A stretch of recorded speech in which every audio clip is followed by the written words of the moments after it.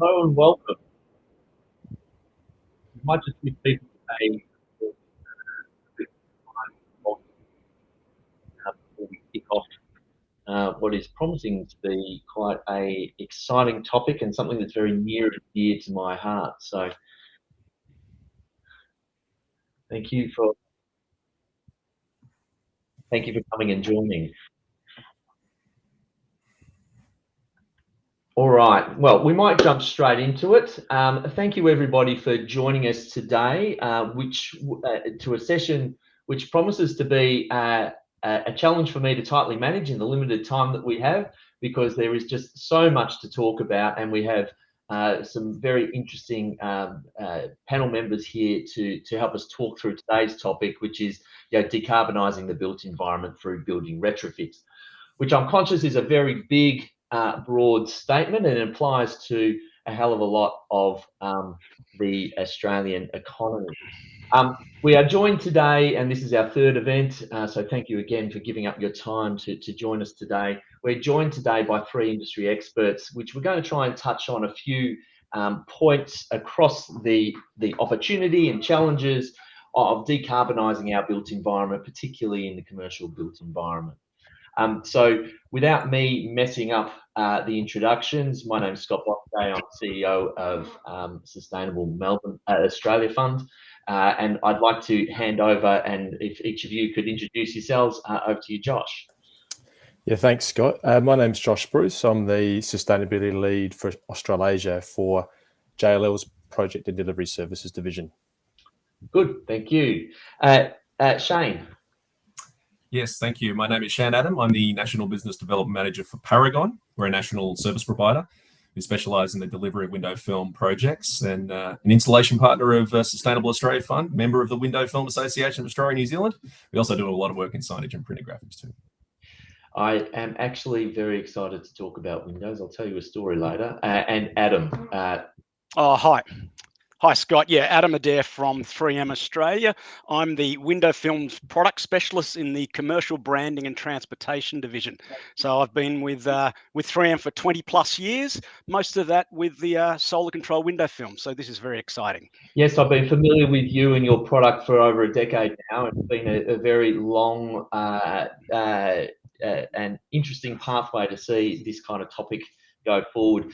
It was an interesting discussion. I had somebody the other day about this opportunity about electrifying everything, and the building envelope is the single biggest opportunity we need to also really focus on. So I'm particularly interested in today's topic. Just letting everybody know that we will be taking some questions and answers from about 1:05 p.m. today. So please enter in your questions into the chat, and we will endeavour to answer them in a first come, first serve basis. So hopefully we can get into it. All right, so let's really kick off now. It is a tightly controlled time that we have today. There's a lot to talk of, so we'll try and keep it nice and succinct. So maybe, Josh, maybe you can help, introduce us into, why are we here? What's the problem? What's the opportunity? Why are we here? Yeah, thanks, Scott. And I think from JLL's perspective, being embedded in the property industry, we've got a pretty good insight to where that sits in the built environment. So I guess as a quick stat, globally, around 40% of the emissions are attributed to the built environment. So for Australia, it's probably a little bit higher because of the density here. So there's a real need for us to look at that emissions reduction piece with our buildings, and existing buildings is where it's at, because we can't just rebuild everything from scratch. So we really need to focus the attention around there. I think the thing too to consider is the split between the operational impacts and then the embodied impacts. And so by upgrading our existing facilities, we've got a win and we're ahead of the curve already. The other point too, I think, is the alignment between our owners and our occupiers. So we're actually seeing through our own research that owners majority of owners have got net zero carbon targets. They want to improve their assets. We've also got occupiers who have similar targets and also want to realise the benefits of an efficient building to be occupying. So there's some real alignment across the industry that we're seeing around decarbonisation. And I think the key thing now is around acting. So we've got targets, we've talked a lot about it. So it's now time to move into action. And I guess that's where I'm interested today from the other speakers. Yeah, look, I think it's I mean, there's any number of stats that we can put out there, but I think the best, a couple of stats that bring to attention: every building that's standing today, 50% of the buildings standing today will still be standing in 2050. And so, we're missing, all of the opportunity by not addressing these kind of markets here.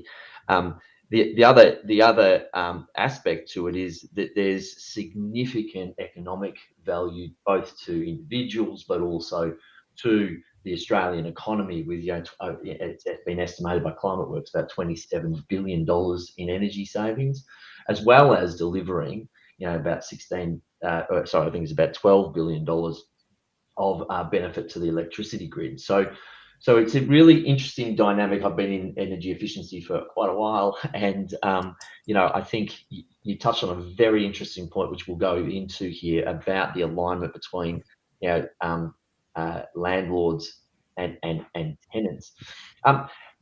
Adam, do you want to kind of talk about other participants within the ecosystem involved with doing a building retrofit? Who's out there and what's kind of the intent? Sure. And as Josh just mentioned, facility owners and managers and brands, that if they take positive steps to address climate change, they're going to be rewarded morally and consciously. So it's a commercial decision now, but it's also one for the entire environment and how we go forward. What we have found is that a lot of the engineering consultants like Cundall and Delta Q, they are seeing a growing demand in building performance services. So these are building owners that are coming to them asking for advice on how can they upgrade their facilities. And then you've got the property managers like Jones Lang LaSalle and Knight Frank and CBRE, who their customers are coming to them asking them for ways and strategies to deliver the targets to go forward to net zero. And so there are a lot of different solutions. And today we're here to really talk about one of those solutions being window film, forming a very solid equation. So yeah, it's very exciting. Yeah, I think you've touched on some really interesting points there. I think what we're seeing from landlords' perspective is that investors are driving this net zero pathway. What are you doing with my money? Why is it being deployed into these buildings? And am I getting that social license, if you will, return on investment?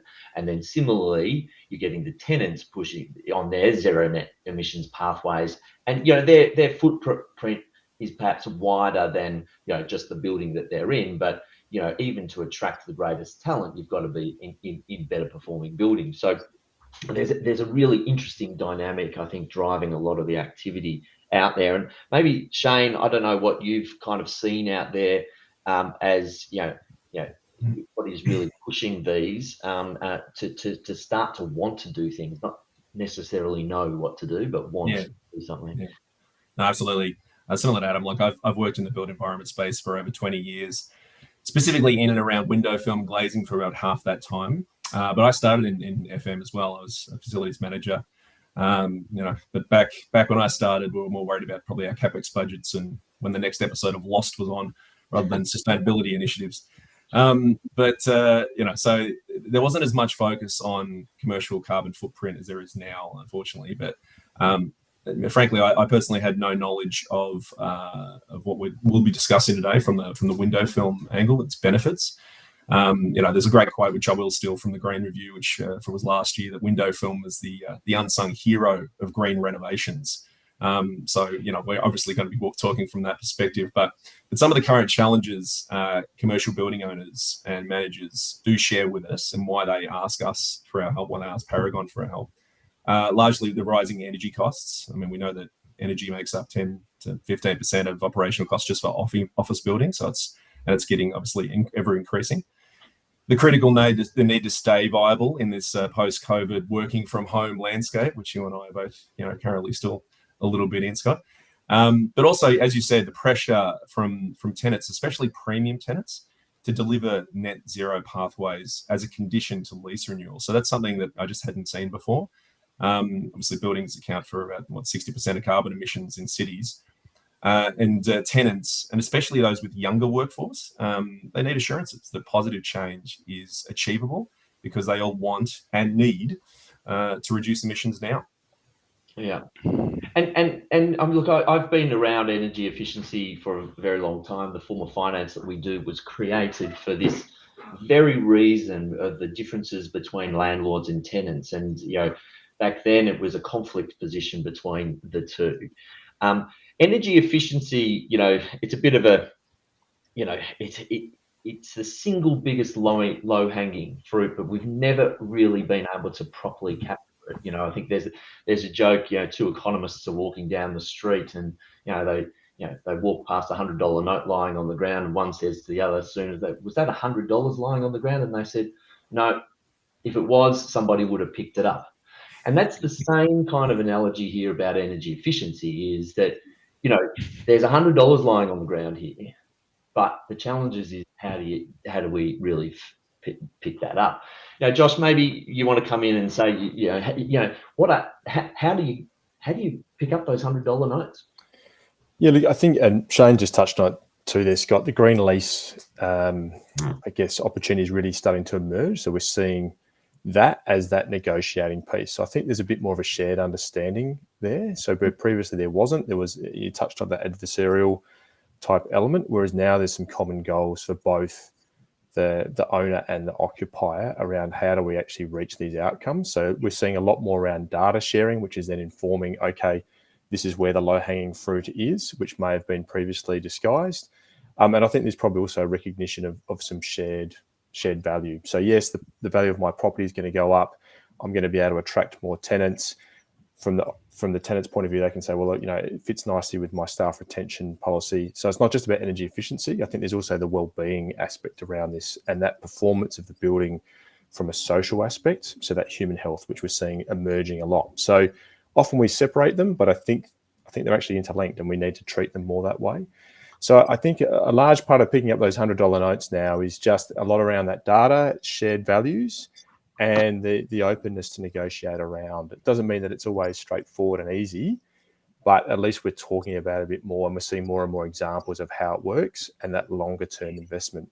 Energy prices are going to continue to go up, and so you need to kind of combat that. I think the other thing too is the recognition around some redundancy in the building. So as we electrify more, we're seeing a lot more requests for EV charging and those elements. So you actually need to build efficiency in to meet those demand changes and those peak loads. So there's a few factors at play there.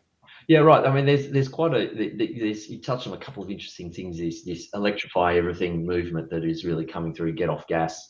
Yeah. Being sitting in Victoria, the state with the most gas used in buildings, that's a big challenge, but also a significant opportunity. We are using environmental upgrade finance. As I said, finance was really brought to the table here because there was that challenge, and there still is a split incentive between landlords and tenants, in the sense that there's a significant amount of capital that potentially needs to be spent. Now, I'll talk to the capital piece because that's what we do. We finance capital, but I have to say most of the low-hanging fruit is just behavioural change and managing a building better. But I think when we're talking about, the challenges around what we're facing here and that alignment that is now coming in, the collaboration and using a tool like environmental upgrade finance actually delivers that win-win solution. And in the sense that, I think, Shane, you mentioned it, energy costs are about 15% of tenants' occupancy costs. Now, when I first started in energy efficiency, it was about 2%. So the driver wasn't really there, right, on an economic point of view. But, so this is energy efficiency is a tool to help reduce those costs. And from a landlord's perspective, they then can use environmental upgrade finance to have the capital to do the upgrades, but also capture those kind of opportunities. Environmental upgrade finance, for those that are out there, is a form of finance which is repaid through council rates. And it was structured and available in New South Wales, Victoria, and South Australia to overcome, as I said, that split incentive between landlords and tenants. But what it also does is it overcomes barriers between current and future owners and current and future tenants. You know, for a raft of projects like window films that we're doing here, but it enables tenants to capture the savings, building owners to improve their buildings and maintain the value of a property. And we can fund a raft of different kind of opportunities. Josh, do you want to kind of talk about, you know, if we're thinking about retrofitting, you know, zero net carbon pathways, which, you know, both of our stakeholders on a pathway here, you know, if you're going to be talking to somebody the audience here about, you know, where do you start? You know, we've had a lot of the buildings out there are small and may not have the internal resources to know where to start, but they know they've got a problem. So maybe you want to talk about pathways. Yeah, look, I mean, certainly starting point is understanding your existing performance and where that's at. So getting hold of some data and then really focusing on your operational efficiency. You know, it's an existing building, so that's where you're going to make your biggest gains. And it's a suite of opportunities. So it might be lighting controls, glazing and the like. And I think the key thing too is to look at your asset life cycle.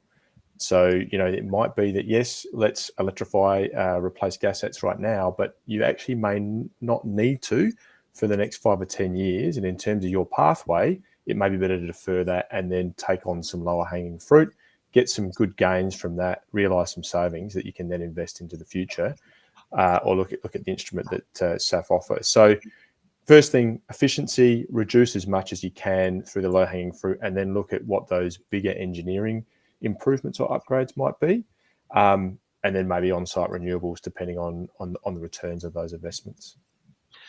Yeah, I mean, there's obviously we're talking about here, which, you know, some upgrades to buildings, and obviously the depth of a retrofit can go from, you know, I don't know, a fit out right through to a value add opportunity for a whole building and repositioning a building. I think one of the big tricks that's coming out here at the moment is that, you know, by 2050, about 80% of emissions associated with the built environment will be embodied carbon. So, you know, knocking down buildings and restarting wastes that kind of opportunity. Whereas, you know, if we can kind of keep this building stock and maximize and value add the opportunities out there, which is also being driven by vacancy at the moment, where I think vacancy levels are high. So let's not add more footprint. Let's just deliver better buildings. So we've talked a little bit, and obviously there's pathways through this, and obviously we've got people here to talk about window films being one intervention into it. Windows and doors are kind of one of my favourite topics because, you know, many moons ago my thesis was done in the Netherlands, and we focused on, you know, draft ceiling, double glazing, and all of that happens around windows and doors, and, you know, every other piece into it. So maybe we want to hand over to you, Adam, and you know, talk to me about, you know, window films as an alternative to when you're looking at the building envelope, which is, you know, fundamentally important to infrastructure. Well, you know, as you said, Scott, you know, the most sustainable building is one that's already built. And so we're not here to try and pull down old buildings and build new ones. That's just creating waste and huge carbon inputs. So there are abilities to upgrade the existing facade. And just to give the audience a little bit of feedback, 3M first invented window films back in 1966. We issued the first patent over 50 years ago.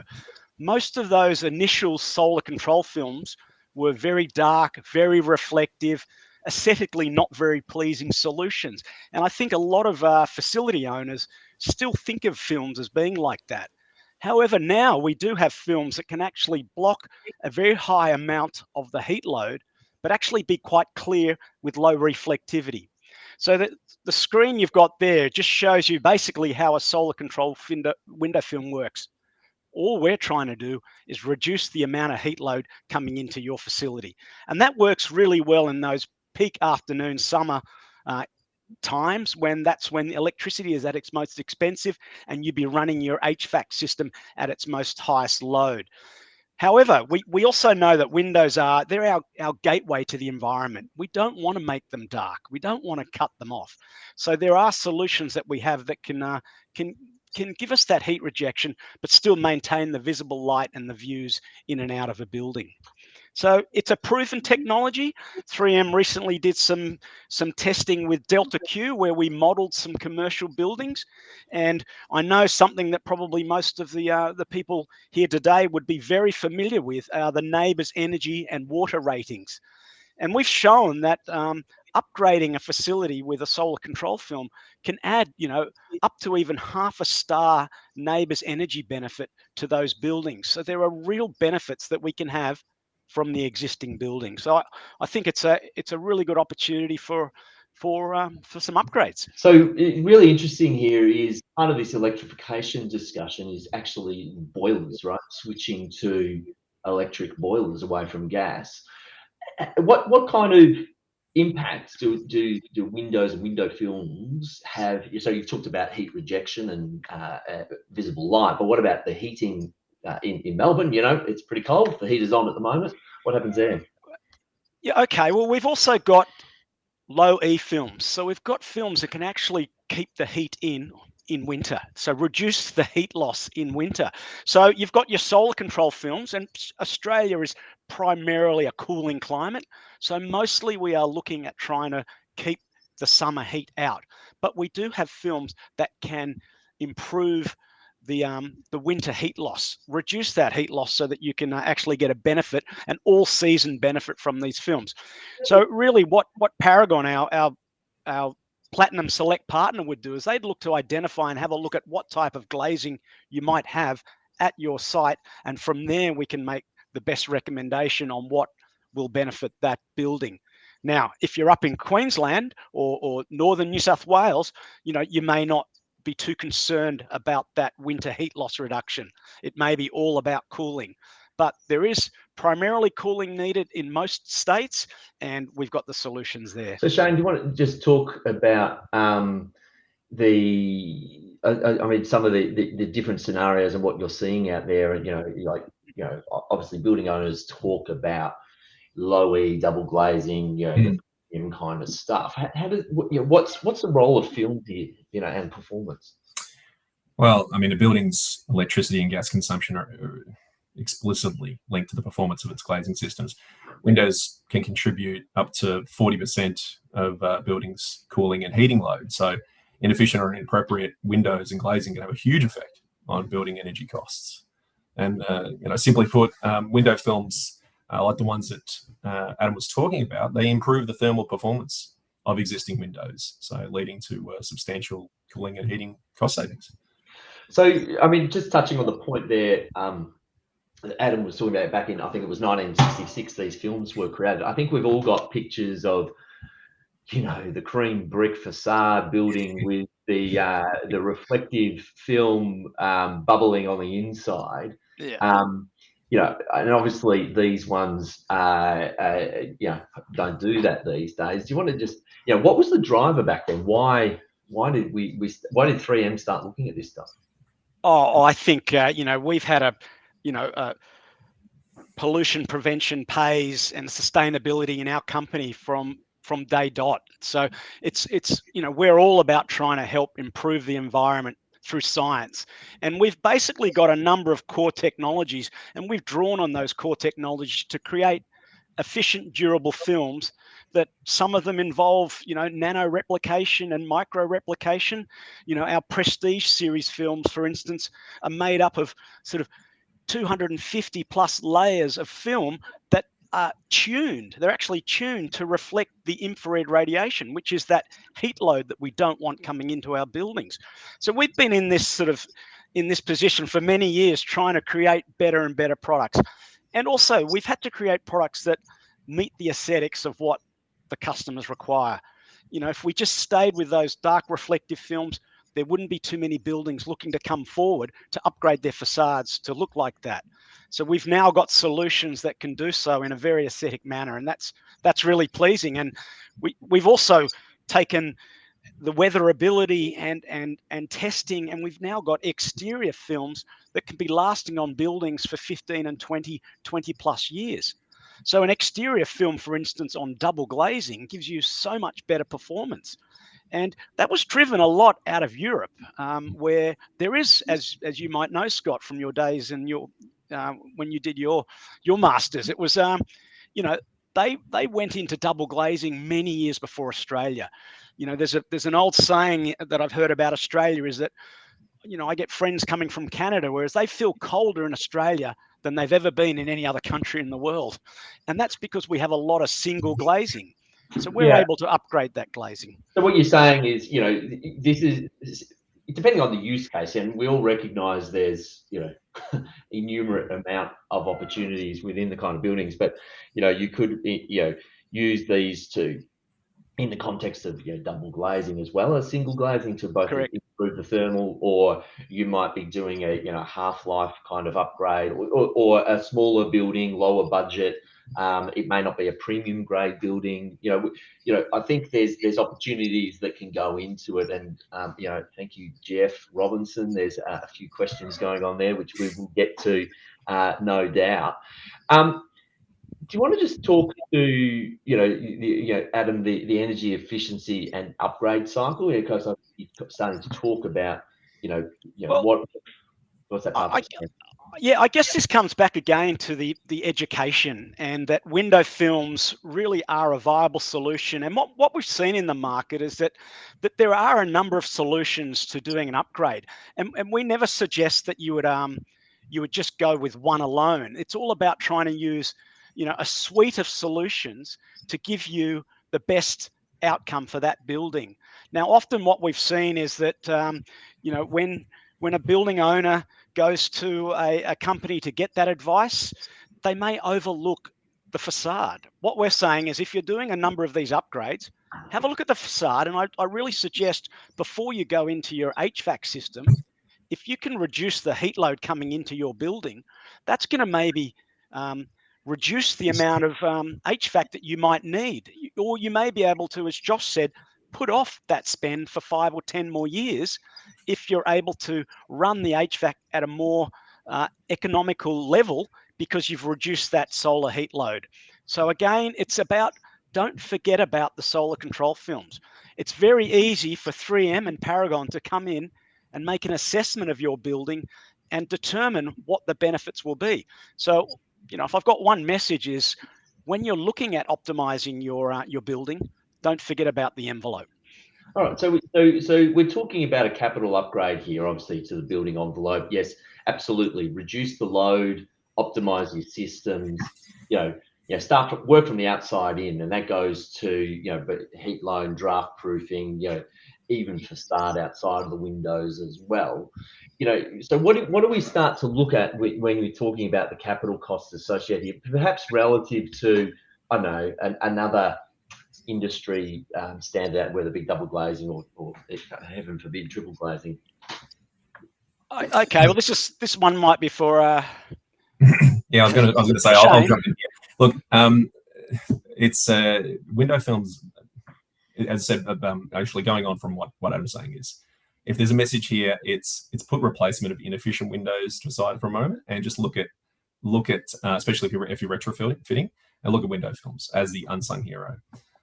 They can effectively have the same impact on energy as high performance glass at a fraction of the cost of replacing the entire window. So, as I said, it's something that I would have loved to have known back when I was in facilities, as just as an option, and as something to look at first and foremost. And so, if I could add, Shane, the modelling that we did with Delta Q, where we took a average mid-sized commercial building and we modelled it in different climate zones with different type of glass, as well as air and water chillers. So we looked at 2 different situations, but using one of our higher solar control films, we had an ROI as low as 3 years. And even for some of our more premier films, like our Prestige series, which gives you low reflectivity, it was still close to 6 years in payback. But what we're seeing now is that I think we're moved away from just this pure ROI, and it's moved more to what is the carbon ROI. Yeah, It's absolutely. about that benefit. And I also think that the UAEs that you're offering almost take that ROI out of the equation. But what we're saying is they're going to get benefits, after 3 or 4 or 6 years, they're going to get benefits coming back into their business financially, but they're also going to have all of those other benefits on the reduced carbon they're using. And also, if I can add, sorry, Scott, just the immediate benefits of window film is something that largely a lot of property owners come to us for, which is occupancy comfort.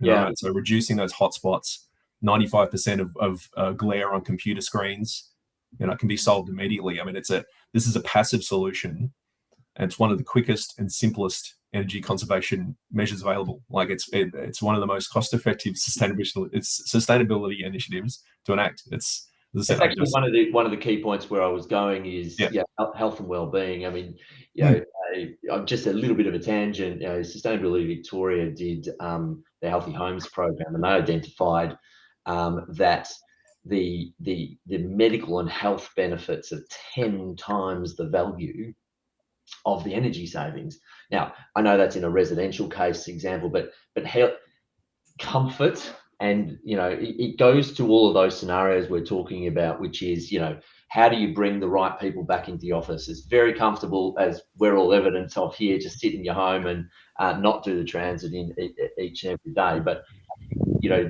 this is an interesting time where comfort, 10 years ago it was indoor air quality, right?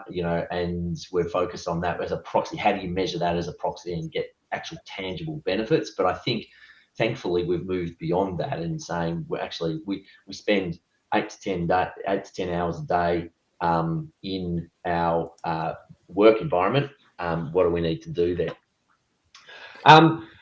So I'm conscious that we're moving along with time here. Maybe we can really go to some of the what are some of the tools we can use here, and how can we fund these? Adam, maybe I'll hand that over to you, because we touched on a few different types of films. Yeah. Okay. Well, look, 3M, we do have a application engineer based in Australia. So he's actually from the US, and was Joe Miller, and was actually in our window film business in the US. So he's brought a whole wealth of technical advantages to 3M Australia. Now, what we're able to do is we're able to actually, if you tell us the specification of the glass you have in your building, we can model with the International Glazing Database and Windows and Optics programs. We can tell you what your new glass will be, what the performance will be.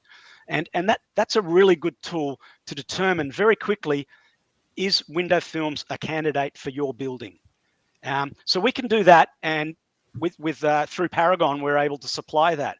We can also go a little bit further. We can actually run a solar load reduction estimation tool. So if we then know the type of glass and the amount of square meters of glass that have a solar exposure in each direction, we can tell you in kilowatt hours the reduction in heat load that we will bring into that building. And then that, based on your electricity costs, can give you a very good indication of the amount of savings that we will give you for your building. And we also take into account the coefficient of performance of the HVAC system as well. So that's another tool that we can run for all of your customers. Another tool that we've used is we've actually gone in and done BTU meter trials. So we put samples of film in place in your building. We can then set up meters, run them for a week, and then we can monitor the heat load difference coming in, or the energy load difference. Because it doesn't come in as heat, it comes in as energy, but once it hits the floor or the furnishings, it then creates heat, which your aircon system has to remove. So we can run those trials and give very good indications on how the window films will benefit your building. And so once we've done, yes, go ahead. Oh, sorry. Yeah. So it's one of the interesting things with our form of finance is that,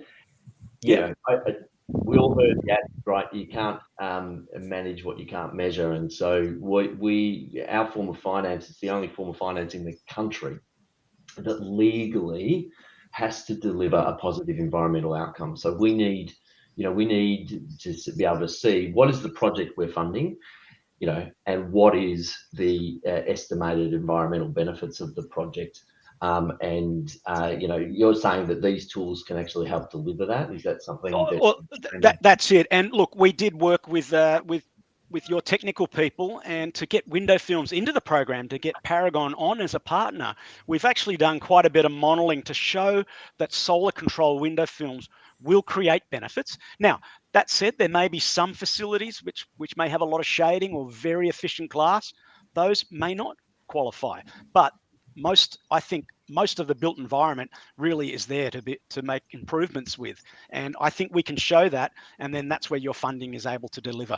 Yeah, I think just going on from what Adam said, sorry if I just jump in, it's just what Josh was mentioning before. To engage a specialist to assess the performance and feasibility of improvement options. This is one of those options, and which show where Paragon can add value to building owners and managers. So this is really kind of where we come in with 3M. Yeah, I think just adding on that too, I mean, the work we do with Net Zero Carbon Pathways for our clients is exactly that. You set out all the options in your spread, and then you look at those funding options and those returns, but also the benefits for the shared parties involved. So I think it's about being open and certainly keeping the facade improvements and glazing front and center with all those other elements as well. Yeah, that's an interesting point. I mean, you kind of jumped in there, which is fantastic. I kind of don't need to moderate this. The conversation helps by itself. There's obviously, when you're doing these kind of interventions, there's other things going on. Shane, do you want? Look, we've got a little bit of time before I quickly open it up to questions. I think they're building there. So, but you've got a case study you can kind of refer to. Is there examples that people have? Yeah, look, there is. There's one I really want to talk about just briefly, and there is an overview on our website if you wanted to delve into it a little bit more. But a few years ago, we helped ISPT with one of their energy projects. It was specifically a neighbours energy project to increase the energy efficiency of some of Melbourne and Sydney's most iconic buildings. So effectively, they were looking to improve tenant comfort, so without having to solely rely on their heating and cooling systems. But also increase the neighbours' energy ratings of some of the older assets through the installation of 3M films on specific facade elevations. So obviously retrofitting older assets is critical. I mean, I'm a Melbourne boy, born and bred. You only need to look at the Melbourne CBD, to see the aging assets at the top end of Collins or Burke or Lonsdale versus the efficient new ones down the Docklands end, to understand the amount of work, obviously still required in the space. Obviously, quite a lot of major companies like Medibank, for instance, deciding to relocate to new, more sustainably friendly buildings as opposed to upgrading their old ones, which is a little heartbreaking. But this particular project didn't take a lot of time to complete. We were involved in 4 major high-rise CBD building upgrades completed between April and November 2020. And those buildings, 2 Lonsdale, 50 Lonsdale in Melbourne, and 345 George and 363 George. Again, major upgrades. But something we were actually able to get through even quicker. As I said, this is a passive solution, one that can be done without having to shut down a business. Again, a lot of the retrofits that do occur kind of require that. And in Victoria, we did every floor, or 39 and 31 floors respectively. 11 floors in each of the ones in New South Wales using the 3M Prestige 40 film, spectrally selective film. But the outcomes were achieved, exactly what they wanted, and the customer is extremely happy. Now, it's not to say that every project has to be that huge. Obviously, we do a range of projects, but really anything roughly over about 500 square meters where you've got a lot of glass and you're looking to improve the energy efficiency, we can largely assist with. Yeah, great. Look. It's always helpful to point to examples. Yeah. All right, I'm going to try and open it up to questions. And I know some of you asked them earlier, and we'll come back to them. And I apologise, I might do it a little bit out of order. Jeff Robinson was talking about poor facades, and often getting the business case up for facade and building envelope upgrades is a pretty steep battle. I mean, I'll open that up to anybody here that really wants to talk about it. How do you go about doing that? I'd love to hear what Josh has on that one, actually. Oh, look, I think it's hard to make a specific comment on that. In a sense, every situation's different. I think for us, it's around, assessing all those opportunities to improve the performance of that building, and then where that sits in terms of cost and return and priority. And so obviously sometimes that can be complicated. I think the advantage of the films is, to the point that Shane's just alluded to, is it's a low interrogation of the building. You're not interrupting the business continuity as much. So that's a very attractive component, that the building can still operate relatively, undisturbed. But, I think going forward now, we're starting to see those conversations open up where there's a longer term view around, well, can I get an anchor tenant in here? Can I get someone in here a long-term lease? And so I've got that ongoing income, and the value of that property is going to increase. So facades are being looked at a little bit differently. So I think we'll see that shift in how those business cases will be reviewed and assessed. I agree, Josh, and you would know it well that if I think it's if you go from a neighbour's 4-star to a neighbour's 5-star rated building, you're getting an occupancy level which is 8% higher. You're able to get better returns. So financially, it's a good decision as well. Yeah. Look, I think a market that's a bit different as well is even just retrofits of hotels and those kind of facilities where, again, you've got thermal comfort issues, energy efficiency issues, and the value of your asset is about having room occupancy. So there's a whole range of properties that are right for retrofit, where you've got to, I guess, think a little bit differently as to how that's presented, and a bit of a whole of cost approach rather than just what's the singular return on that investment for, with respect to energy efficiency per se. It's a broader issue. And a difficult thing for us as well, Scott, is that, when we look at a building and we go in and we put the case forward for a solar control film, those asset owners have to take into account, well, what's the cost of electricity going to be in 3, in 5, in 7 years? Because we might be basing the return on investment on the current level of cost, whereas it's only going to get higher and higher, especially in those peak periods when window films are doing their best job. So it's real opportunities. It's an interesting point. I think there's different times in a building's life cycle where different interventions make sense. And, if you're really trying to attract new tenants and you're looking for comprehensive, it goes to the appearance of a building and, am I upgrading the facade to get an anchor tenant into it versus I've got a tenant in situ who is, has, maybe they've got a green lease in place. How can we work through that together and collectively, where, the form of finance we talk about has roles in both of those scenarios, but the different use cases, I think, is fundamentally a challenge out there that I think, you don't have to go and do. Not every building, we'd love it to be every building is perfect, but that will take some time, and by the time we get to perfection, perfection has changed. So I think similar to what you said before, Scott, I think we also fight people's perceptions, right? I mean, prior to coming into the world of window film, all you need to see is one bad car job, and basically you're like, oh, not window film. But it's you just can't think of it as just tint, and it's not just a one product suits all scenario. Finding the right type of film is critical, and as Adam spoke about, the innovation in the space over the last decade alone, let alone the last 50 years, is just incredible. Oh, sorry. No, I was just going to say, I was going to take probably an opportunity to spruik also the Window Film Association of Australia and New Zealand. Only last year did they release a fantastic white paper about this particular subject. So again, don't listen to me blather on, go and read your own. This actually entitled Window Film and Decarbonisation. They explore the role of window film in the transition to climate positive buildings. It's available on their website. It's an association, and it adds a lot of weight to what we're saying. Great. Well, look, hopefully we can circulate that to the audience at a later date. There's a question in here about, the performance of these films. How does it affect thermal bridging, condensation, mold buildup, where that's affecting the health of a building and inhabitant?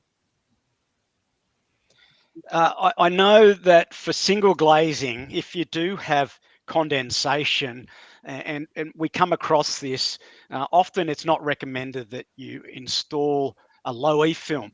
But what I have to say is, if you have condensation, that's a circulation issue. That's a different issue that you really should be getting solved at another level with the circulation of the air going through that building.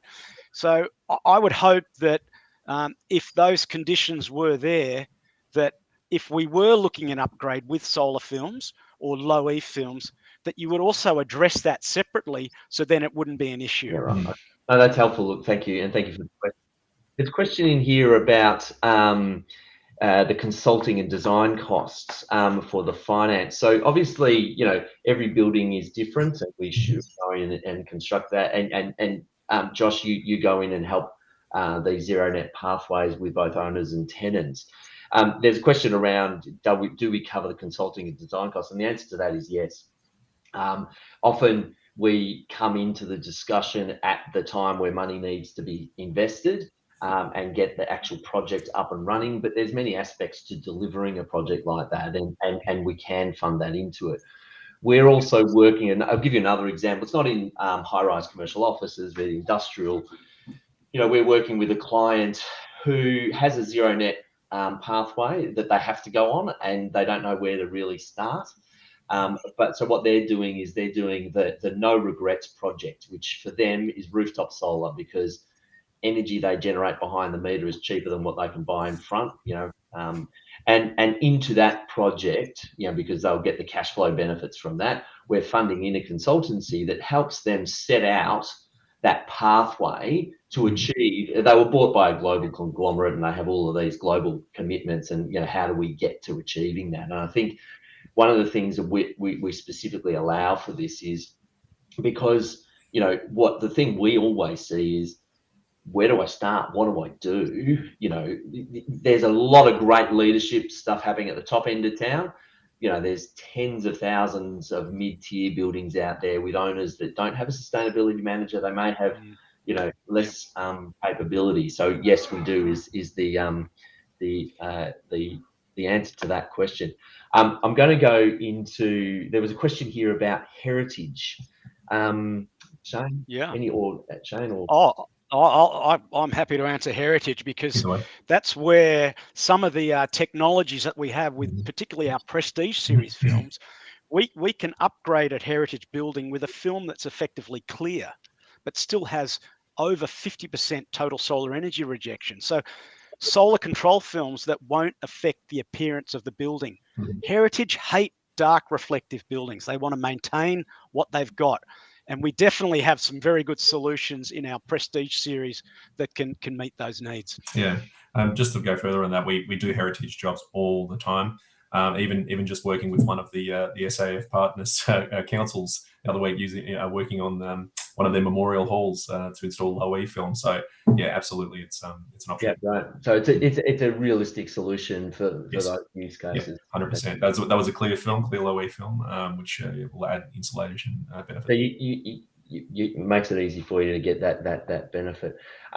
We were talking a bit about measurement and verification of these kind of projects. Has Shane maybe or Josh, have you ever looked at these projects in the context of green certificates? In the context here, the question from Gemma was around VEEKs or ESCIs.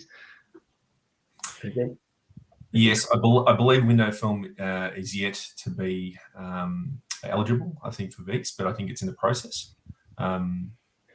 We use a methodology under the VEEK scheme, which is the measurement and verification methodology. And, you know, that measure, you set up a measurement boundary, that's your case, and based upon the performance of a project, you can create certificates. So I suspect there will be opportunities within that kind of methodology. I think the challenge has become where you might have multiple interventions, but actually that just kind of levers the opportunity to bring more subsidy to the table. So, so I think the short answer is, if there is behind the meter energy savings or energy generation, then these types of certificates, there are methodologies in place that can be used for these types of projects. I'm trying to skip through some of these questions here.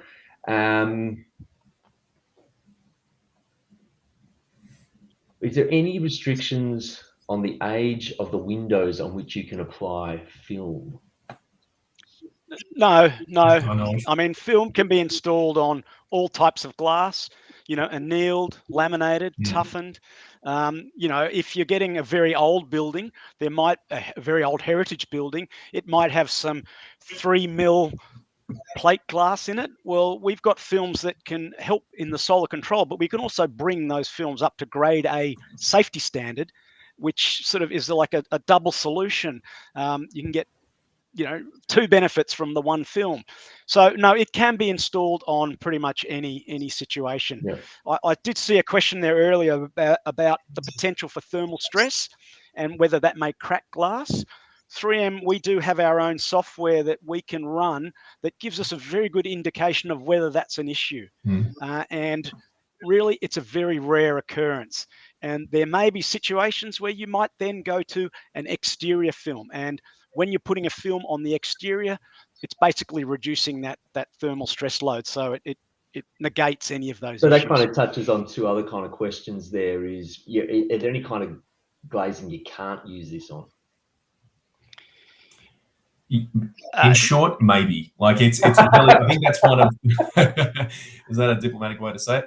Look, that's why I think this is the value that we add. As Adam said, like there is a multitude of factors in play, and why you should get someone who specializes in this field. We've been doing this for 40 years, and we've probably put film on any type of glass there is, and we've seen you definitely see the results of thermal cracking.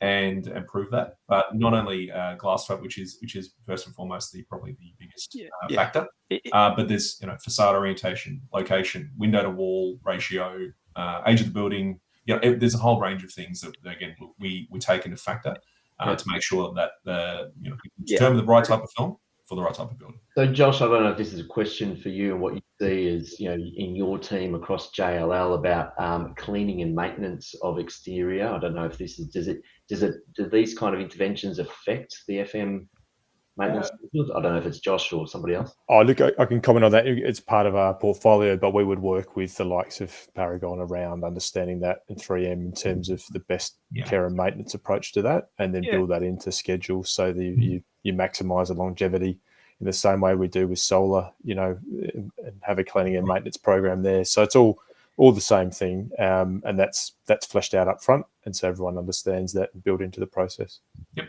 Yeah, great. Yeah, just a quick feedback. The normal cleaning methods can be used. Anything that avoids scratching or scouring with steel wool. So all the normal cleaning methods can be incorporated.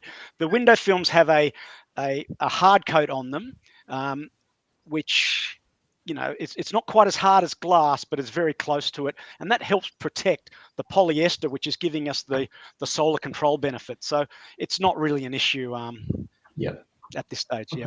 All right. Look, I think we're getting pretty close to both the end of our time, but also the questions. One of the things, there's a question in here about if the building owners don't agree to the upgrades, what are existing solutions I can take? I think, this, Josh, maybe you want to comment on that. It's that relationship and that collaboration that's required for landlords and tenants. I think, a building owner may have a strategic plan with a building that is different to what a tenant is in there, and people are always free to move around, I suppose, is one answer there. But I think one of the things we see, particularly with our form of finance, is, if tenants are demanding this, building owners will listen, and particularly if they turn around and say, well, hey, here's a good way to pay for it, and we're happy to make the repayments for you, because they get the cash savings, then I think that's a pretty good incentive to have at the table for owners to sit up and listen. Yeah, no, absolutely, Scott. There is that need for the alignment, and like you say, if there's not alignment, then there's opportunities in the market, particularly in commercial office, to find places that will align with you. And I think the key thing is having the conversation, exploring those possibilities and those priorities. What you can control operationally, and then obviously with the building and that envelope and those improvements. So, and if they need not necessarily mediation, but if they want to bring in, Paragon, we can explain what the situation is. Sometimes one side may not understand what the other side's trying to do. And with some of the solutions that we have with some of the clearer films, and this has been very much the case in high-rise strata, where you've got very high residential buildings and everybody owns their own apartment. A lot of the time they have issues, but the body corporate won't allow a dark film because they don't want a quilt-like hodgepodge of a building. So we do have solutions in that regard, and really I'd say it's about education and talking to our partners like Paragon, and they can really steer you in the right direction. Yeah, I think one last thing I'll say is if anything, it offers aesthetic improvement. I mean, the range of buildings we work on where it's just a patch quilt of different films that have been put on over the years. It just doesn't look great. I mean, besides the fact that you don't get the efficiency benefits that good window film, newer window film can offer. It can make it look aesthetically viable. There's a question here, and there was another one earlier on about thermally broken window frames. Who wants to pick that, Scat? Yep, I can. Yeah, so thermally broken windows are helping your U value. So that's reducing the heat escaping out through the frame in winter. What we're doing with our window films is we're really affecting the center of glass. So it doesn't matter if you've got thermally broken windows. It's actually going to help you because it's going to reduce the heat loss in winter. And also if the frames are hot in summer, it's going to reduce that heat coming through. And often the frames are quite an important issue. We are addressing the center of glass. All of our films, however, they are WERS for Film accredited, which is a window energy rating scheme, which is what all of the glaziers use. And that tells you the performance of the entire window, including the frame. So obviously a broken frame or thermally broken are the better frames, but we can certainly upgrade the glass. I think I know the answer to this one. It's going to depend. The answer is going to be it depends. But what's the kind of glass to frame kind of leakage ratios? Does anybody know? I think I got my answer, guys, which is it depends. Well, I think I mentioned that again. It could be. I think it's 40% of heating and cooling costs can be affected by the windows. I mean, that's certainly something that. And then it comes back to if you're looking to replace your frames and the glass, that's a big deal compared to maybe just upgrading the glass, which is what we're able to do with minimal disruption. Yeah. So you're going to a cost that is sort of 6 to 7x of just upgrading the glass, which is by far the easiest, and also less waste. You're not creating a huge amount of waste. Yeah, so I think there's we're in the last 3 minutes here, and I just kind of want to really bring it up for rounding out kind of comments here. It depends is where the use cases are. This is obviously interventions. Josh, you've touched on it in buildings are vast and varied depending on the age, nature, type of both the structure, the internal operations, tenants and landlords, and the nature of the life cycle of an asset. It's a vacancy, so therefore there's a fit out upgrade or something like that, as opposed to a comprehensive upgrade. So I think the messages that I'm taking here is this is a very good solution as part of considering the wider opportunities for building upgrades to help drive those kind of outcomes. Now, it may not be used in every single use case, but it definitely has a role to kind of play there. Josh, I'm going to give you 30 seconds to kind of give me some last points, and then I'll extend the pleasure to the others before we sign off. Look, I think one of the things that we found in our research into this area is 7 out of 10 employees expect sustainability to be a key part of their organisation. So I think we touched on the outset about the need to act. If you want to retain staff and attract staff, then you've got to be thinking about this. You've got to be acting, and so have that conversation. If you're the tenant with your building owner about what they're doing and what the opportunities are to upgrade. If you're on the owner side, you know, do you want to maximize the long-term value of your asset, whether it's, you know, from a tenancy point of view or a sale? You've got to be acting now. So get a plan, start thinking about it, and start acting would be my key takeaway. Great. Shane? Yeah, I've just following on from that. I think if time and cost is a major concern to roll out sustainability initiatives to reach ESG goals, then I just say this is an option. You know, it's a relatively fast and cost-effective option to improve the performance of existing windows. I think you touched very interesting point earlier on was about the need not to decant a building. So you might have, and that's where we can play into that with sitting tenants, existing leases. We don't get tied up into a lease negotiation, but we can unlock the benefits. Some good opportunities there. Adam, last but not least. Yeah, sure. I think, you know, if there's a call to action, it would be let Paragon come and assess your building, because I think the main thing is, can you ask yourself a question? What if you could? What if you could reduce the heat load coming into your building? What if you could improve the comfort? What if you could reduce your electricity bills? You know, stay or use less HVAC, you know, increase the value of your asset. I mean, there are so many benefits that we can bring to the table, and doing it all with an EUA that means you're not putting your hand in your pocket. I mean, this is what I've been waiting for. Well, get onto it, guys. Thank you for plugging us, and it's very good to have all of you here. I think this is a very timely discussion where there's a lot of discussion going on in the market around retrofitting our existing buildings. It's driven by so many different factors, from tenants, drivers, investors, drivers, vacancy rates, and social license, not just the energy savings that are available to it. And I think, you know, I mentioned I did my master's in it 20 years ago. The one thing that we kind of came out, what's going to drive change here is obviously demand.